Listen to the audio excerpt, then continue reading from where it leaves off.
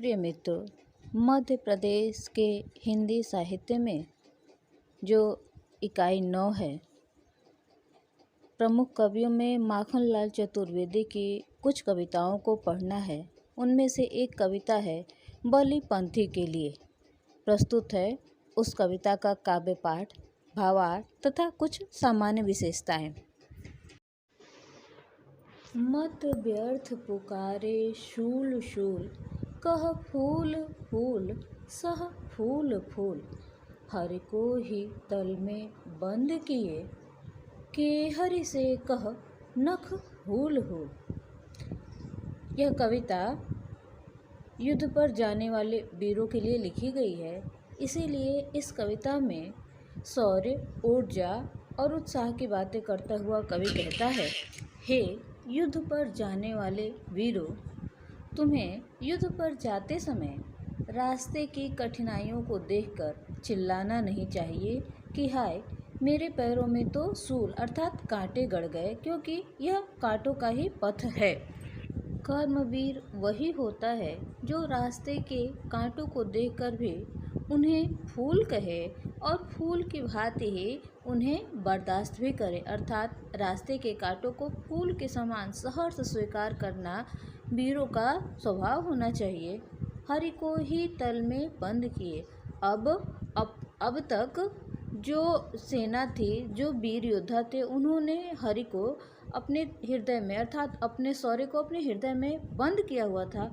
अब उसे खोलने का समय आ गया है और अब हमें सिंह के समान दहाड़ते हुए शत्रु सेना पर प्रहार करना है। इसीलिए कवि कहता है कि केहर से कह नख हूल हूल, अपने नाखूनों से, पंजों से प्रहार करते हुए शत्रु को उसके छक्के छुड़ा देने हैं। कागो का सुन कर्तव्य राग, कोकिल काकल को भूल भूल। सुरपुर ठुकरा आराध्य कहे, तो चल रौ रौ के कूल कूल। मित्रों, हिंदी साहित्य में हमने अक्सर कोयल की मधुर आवाज़ की, प्रतिध्वनि की विशेषताओं को सुना है, समझा है, उपमानों के लिए प्रयोग किया है। माखनलाल चतुर्वेदी मेरी जानकारी में ऐसे पहले कवि हैं जिन्हें कौवों के राग की चर्चा की है और उन्हें कौवों के राग में कर्तव्य का ज्ञान सुनाई देता है। यह एक अच्छी बात है। कभी शायद ऐसा ही होता है कि प्रकृति के कण कण से उसे कर्तव्य ज्ञान प्राप्त हो जाता है। कवि कहता है कि जो कौवे हैं वे अपने नियत समय पे अपने परिस्थिति के अनुसार आवाज़ निकालते हैं और युद्ध पर जाता हुआ व्यक्ति, जो सेनानी है, जो पंथी, जो रास्ता है, जो पथिक है, जो बलि के लिए जा रहा है, उसे कोयल की मधुर ध्वनि नहीं अपितु कौवे के कर्तव्य ज्ञान को सुनना चाहिए, क्योंकि कौवा कर्तव्य का ज्ञान कराता है और कोयल मधुर राग सुना करके हमें श्रृंगार की ओर आकर्षित करती है। इसलिए वीर सेनानी को कोयल आदि की मधुर ध्वनि को युद्ध पर जाते समय भूल जाना चाहिए।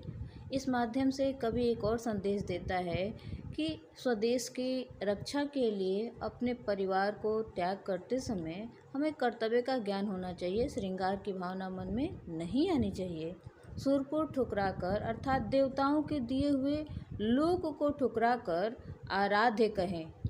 आराध्य की पूजा न करके स्वयं आराध्य बनने की प्रयास करना चाहिए, क्योंकि हमारे जो आराध्य देव हैं वो भी यही कहते हैं कि हमें पहले अपना कर्तव्य करना चाहिए, तो चल रौ रौ के कूल कूल।